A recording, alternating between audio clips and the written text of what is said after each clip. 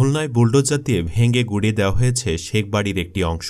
গতকাল বুধবার রাত ৯টার দিকে বৈষম্য বিরোধী ছাত্র আন্দোলনের নেতাকর্মীরা ঘোষণা দিয়ে ওই ভাঙচুর শুরু করেন। রাতভর দুটি বুলডোজার চালিয়ে বাড়ির প্রধান ফটক, দেয়ালসহ বেশিরভাগ অংশ ভেঙে ফেলা হয়েছে। খুলনা নগরের ময়লাপোতা এলাকায় অবস্থিত বাড়িটি শেখ বাড়ি নামে পরিচিত। গতকাল রাতেই খুলনা বিশ্ববিদ্যালয় প্রধান ফটকের সামনে থাকা শেখ মুজিবুর রহমানের মোরালটিও বুলডোজার দিয়ে খুঁচিয়ে খুঁচিয়ে ক্ষত বিক্ষত করা হয়েছে। বাড়িটি ক্ষমতাচ্যুত প্রধানমন্ত্রী শেখ হাসিনার চাচা শেখ আবু নাসেরের বাড়ি।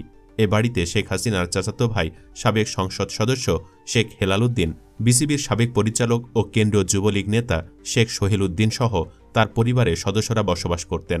মূলত ওই বাড়ি থেকেই পদ্মার এপারের আওয়ামী লীগের রাজনীতি নিয়ন্ত্রিত হতো। লাল প্রাচীর ঘেরা খুলনা নগরের শেরবাংলা রোডের দোতলা বাড়িটির আনুষ্ঠানিক কোনো নাম নেই কোনো নামফলক, কিন্তু সবাইকে শেখ বাড়ি নামে চেনেন। এই বাড়িকে ঘিরে যেসব কার্যকলাপ হতো তা কেবল মাফিয়া গডফাদারদের নিয়ে নির্মিত সিনেমাতেই দেখা যায়। তবে এই শেখ বাড়ি এখন শুধুই ইতিহাস।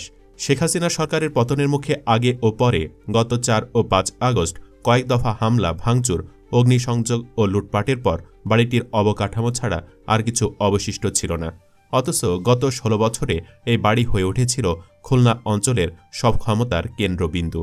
এই বাড়ির নির্দেশনায় চলত খুলনা অঞ্চলে আওয়ামী লীগ ও সহযোগী সংগঠনগুলোর কমিটি গঠন থেকে শুরু করে সব রাজনৈতিক কর্মকাণ্ড। রাজনৈতিক নেতারা তো বটেই, বিভিন্ন সরকারি বেসরকারি প্রতিষ্ঠানের কর্মকর্তা ও সংগঠনের নেতারা নিয়মিত হাজিরা দিতেন এই বাড়িতে। বাড়িটি মধ্যরাত পর্যন্ত সরগরম থাকত। বাড়ির সামনে সারি বেঁধে দাঁড়িয়ে থাকত দামি গাড়ি, রাস্তায় থাকত পুলিশের সরব উপস্থিতি। গত ১.৫ দশকে খুলনার যে কোনো সরকারি জনবল নিয়োগে শেখ বাড়ি কোটা বলে একটা কথা চালু ছিল। খুলনা অঞ্চলের সব ঠিকাদারি নিয়ন্ত্রণ, মনোনয়ন, বাণিজ্য, চাকুরি নিয়োগ, বদলি, ব্যবসা বাণিজ্য সবকিছু চলত এই বাড়ি ঘিরে। শেখ বাড়ি নিয়ে খোদ আওয়ামী লীগের নেতাকর্মীদের মধ্যেই চাপা অসন্তোষ ছিল, কিন্তু ভয়ে কেউ মুখ খুলতেন না। এই বাড়িতে ছিলেন ৩ জন সংসদ সদস্য।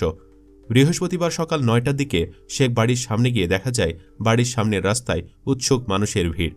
অনেকেই ভেঙে দেওয়া বাড়ির রড খুলে নিয়ে যাচ্ছেন। বাড়ির অবশিষ্ট অংশটুকু কেন ভেঙে ফেলা হলো না সেটা নিয়েও ক্ষোভ প্রকাশ করতে দেখা গেছে অনেককে। সুপ্রিয় দর্শক, শেখ পরিবারের এই করুণ দশায় আপনি কতখানি খুশি জানিয়ে দিন কমেন্ট বক্সে।